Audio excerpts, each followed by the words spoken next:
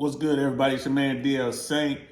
Yo, are we witnessing the beginning of the next big financial crisis? Maybe. Everyone's talking about it. Silicon Valley Bank, SVB, collapsed. They're done. People who are banking with them, the businesses and individuals, are guaranteed their $250,000 deposit. Their deposits are guaranteed up to that amount, $250,000. The feds have come in and taken over the bank. They have shut down the bank. That's a major bank. This story, I picked it up last night around 10 p.m. East Coast time. And here we are now. What is going on? So let's check out what they're talking about on mainstream media. They are hopeful that this is an isolated incident, that this is not part of a broader systemic issue. Mark Zandi, he told me, he's the chief economist over at Moody's Analytics, he just told me that he doesn't think that this failure is symptomatic of a broader problem in the banking industry. Let's hope not, because that's the last thing we need right now. Yeah, the major... Sounds familiar? If anyone was around back in 2008, remember when it first started happening? Remember when the housing bubble began to unravel, that whole thing?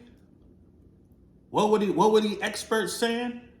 Oh, we believe this is just contained to that sector over there. We don't think this is reflective of the broader real estate industry. It's just countrywide. It's just that bank over there. It's just that bank over there. Do y'all remember that? I do. You're saying that they are well capitalized. Matt Egan, thank you. Robert Reich, former U.S. Labor Secretary under President Clinton, is with us now. Also the author of The System, Who Rigged It and How We Fix It. Secretary Reich. I read that book. It's a very, very good book. You need to read that book. I'm not lying to you. I got it right over there on my bookshelf. The System and Who Rigged It, very based. Good to have you. Let's start where Matt ended with this Silicon Valley Bank, the FDIC now in control. We saw that there were some stumbles from Wells Fargo, JP Morgan Chase, Bank of America, other banks trading. They're halted yesterday. What does this mean for people outside of the Silicon Valley Bank universe? What does this mean for the average borrower, if anything? So far, it doesn't mean anything, but the big question is one of contagion. That is, what we saw in 2008 was when one big bank and a couple of others started to fail, could not pay their depositors, could not actually pay up what they owed. They were closed, and regulators had to move in very, very quickly. And we're seeing this go on right now. Now, here's the thing. Small banks, medium banks, large banks, too big to fail banks.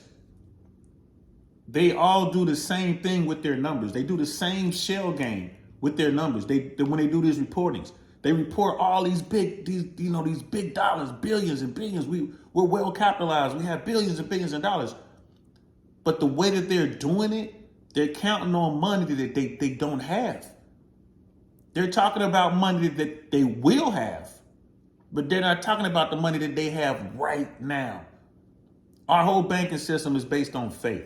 And if people don't believe that their money is safe in the banks, they're going to start taking all their money above $250,000. And that will destroy the system, in my humble opinion. What do I know? I'm just an old man sitting into his living room talking into his phone. We ended up with a financial crisis because, one big banking card easily starts tipping over other cards. It's a house of cards. Now, we don't know yet about contagion. What we do know is that this bank was obviously overextended. And this is related to the Fed because as interest rates went up and this bank was lending to a lot of startups, this bank simply could not handle it. As interest rates went up, the Fed made it known and made it very clear that they're going to be raising interest rates. George Gammon, which is on YouTube, very, very smart guy, very squared away individual, self-made man. George Gammon, rebel capitalist on YouTube. Go check out his channel. George Gammon said over a year ago, the Fed is going to raise rates until something breaks. Well, looks like something just broke. I think that this is the biggest economic news today. It is not this jobs report. The jobs report was good, and it's kind of signals to me a soft landing. But I think that in terms of what the Fed is going to do, this bank implosion, this potential contagion, may reverse Jerome Powell's direction. It may lead to, instead of a 0.5 point increase at the March meeting, it may lead to no increase at all. In fact, it's even conceivable that interest rates start dropping out of a fear that we're going to be in deep trouble. And that's the problem right there. Jerome Powell knew and the Fed knew going into this, raising interest rates is going to bring a lot of pain.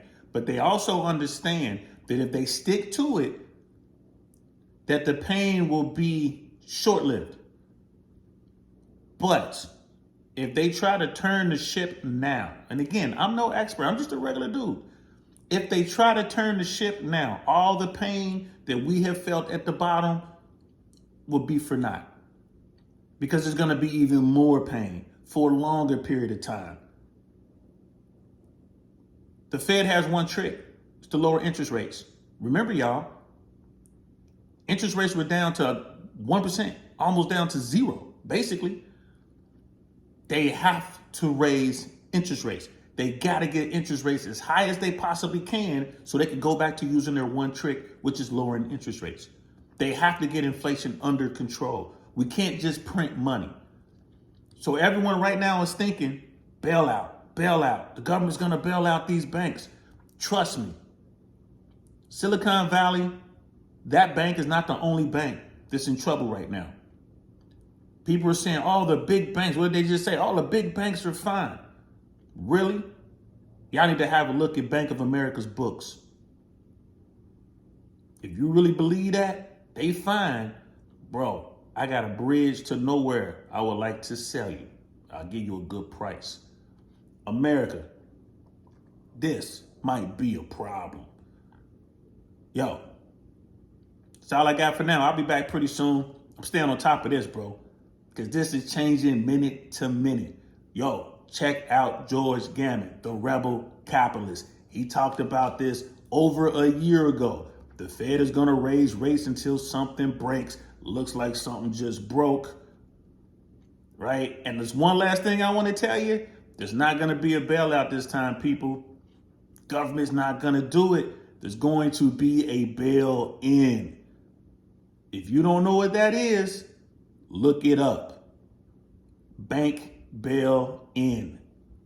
And I'm telling you now, it's ugly. I'll holler at y'all later. I'm DL Saint, man. Peace.